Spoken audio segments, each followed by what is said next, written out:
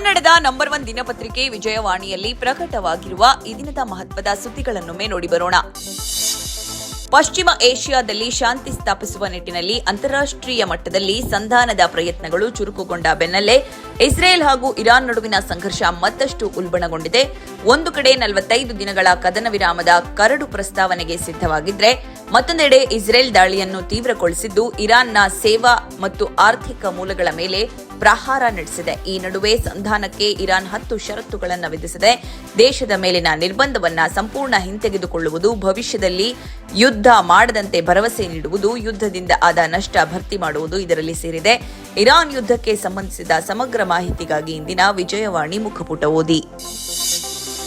ರಾಷ್ಟ್ರ ರಾಜಧಾನಿಯ ದೆಹಲಿ ವಿಧಾನಸಭೆ ಆವರಣದಲ್ಲಿ ಸೋಮವಾರ ಮಧ್ಯಾಹ್ನ ಭಾರೀ ಭದ್ರತಾ ಲೋಪ ಸಂಭವಿಸಿದೆ. ಮುಸುಕುಧಾರಿ ವ್ಯಕ್ತಿಯೊಬ್ಬ ಕಾರನ್ನ ಅತಿ ವೇಗವಾಗಿ ಚಲಾಯಿಸಿ ವಿಧಾನಸಭೆಯ ಗೇಟ್ ಮುರಿದು ಒಳನುಗ್ಗಿದ್ದು, ಬಳಿಕ ಸ್ಪೀಕರ್ ಕಚೇರಿ ಮುಂದೆ ಹೂಗುಚ್ಚ ಇಟ್ಟು ಪರಾರಿಯಾದ ಘಟನೆ ನಡೆದಿದೆ.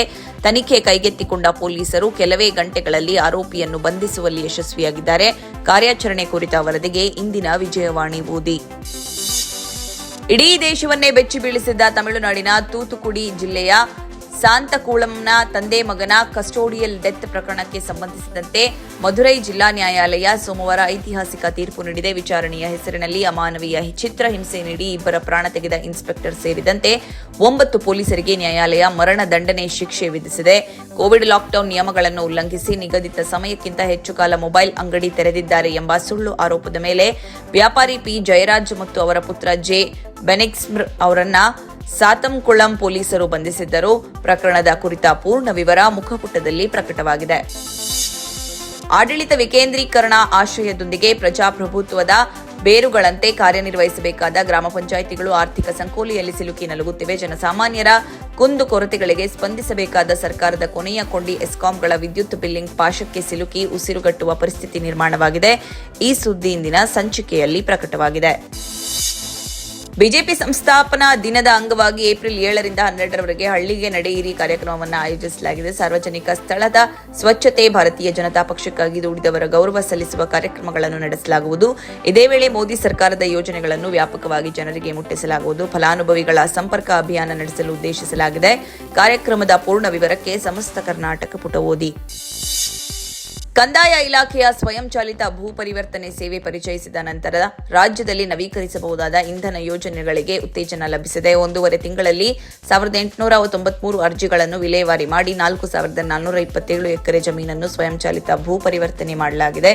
ಇದರಿಂದ ಸರ್ಕಾರಕ್ಕೂ ಭೂ ಪರಿವರ್ತನಾ ಶುಲ್ಕದ ರೂಪದಲ್ಲಿ 15 ಕೋಟಿ ರೂಪಾಯಿಗೂ ಹೆಚ್ಚು ಆದಾಯ ಬಂದಿದೆ ಎಂದು ಕಂದಾಯ ಅಧಿಕಾರಿಗಳು ಮಾಹಿತಿ ನೀಡಿದ್ದಾರೆ. ಹೆಚ್ಚಿನ ವಿವರ ಸಮಸ್ತ ಕರ್ನಾಟಕ ಪುಟದಲ್ಲಿದೆ.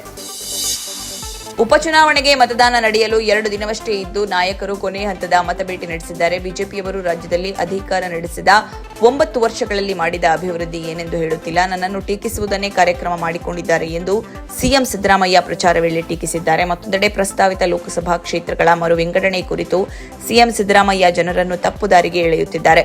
ದಕ್ಷಿಣ ಉತ್ತರ ಹೆಸರಿನಲ್ಲಿ ಜನರನ್ನು ವಿಭಜಿಸುವ ಕೆಲಸ ಮಾಡುತ್ತಿದ್ದಾರೆ ಎಂದು ಕೇಂದ್ರ ಸಚಿವ ಪ್ರಹ್ಲಾದ ಜೋಶಿ ಅಸಮಾಧಾನ ವ್ಯಕ್ತಪಡಿಸಿದ್ದಾರೆ. ಉಪಚುನಾವಣೆ ಪ್ರಚಾರ ಭರಾಟೆ ಕುರಿತು ಸುದ್ದಿಗಳು ಸಮಸ್ತ ಕರ್ನಾಟಕದಲ್ಲಿ ಪ್ರಕಟವಾಗಿದೆ. ಇಂದು ವಿಶ್ವ ಆರೋಗ್ಯ ದಿನ. ಸಂಪತ್ತು, ಯಶಸ್ಸು, ಹಣ, ಹೊನ್ನು ಎಷ್ಟೇ ಇದ್ದರೂ ಆರೋಗ್ಯ ಇಲ್ಲದಿದ್ದರೆ ಜೀವನವೇ ಅರ್ಥಹೀನವಾಗುತ್ತದೆ. ಆರೋಗ್ಯಕರ ದೇಹ ಮತ್ತು ಮನಸ್ಸು ಮಾತ್ರ ಮನುಷ್ಯನಿಗೆ ನಿಜವಾದ ಸಂತೋಷವನ್ನು ನೀಡಬಲ್ಲ. ರೋಗಗಳಿಂದ ಬಳಲುತ್ತಿರುವ ವ್ಯಕ್ತಿ ಎಷ್ಟೇ ಶ್ರೀಮಂತನಾಗಿದ್ರೂ ಸುಖವಾಗಿ ಇರಲಾರ. ಆದ್ದರಿಂದ ಪ್ರತಿದಿನ ಪೌಷ್ಟಿಕ ಆಹಾರ ಸೇವನೆ, ನಿಯಮಿತ ವ್ಯಾಯಾಮ, ಉತ್ತಮ ನಿದ್ರೆ ಮತ್ತು ಒತ್ತಡರಹಿತ ಜೀವನ ಅತ್ಯಗತ್ಯ. ಪ್ರಸಕ್ತ ವರ್ಷದ ವಿಶ್ವ ಆರೋಗ್ಯ ದಿನಕ್ಕೆ ವಿಶ್ವ ಆರೋಗ್ಯ ಸಂಸ್ಥೆ ಆರೋಗ್ಯಕ್ಕಾಗಿ ಒಗ್ಗೂಡೋಣ, ವಿಜ್ಞಾನದ ಪರ ನಿಲ್ಲೋಣ ಎಂಬ ಪರಿಕಲ್ಪನೆ ನೀಡಿದೆ. ಈ ಹಿನ್ನೆಲೆಯಲ್ಲಿ ವಿಜ್ಞಾನ ಮತ್ತು ತಂತ್ರಜ್ಞಾನದ ನೆರವಿನೊಂದಿಗೆ ದೈನಂದಿನ ಬದುಕಿನಲ್ಲಿ ನಾವು ಗಮನಹರಿಸಬಹುದಾದ ಪ್ರಮುಖ ವಿಷಯಗಳ ಮಾಹಿತಿ ಇಂದಿನ ಚಿಂತನ ಪುಟದಲ್ಲಿದೆ.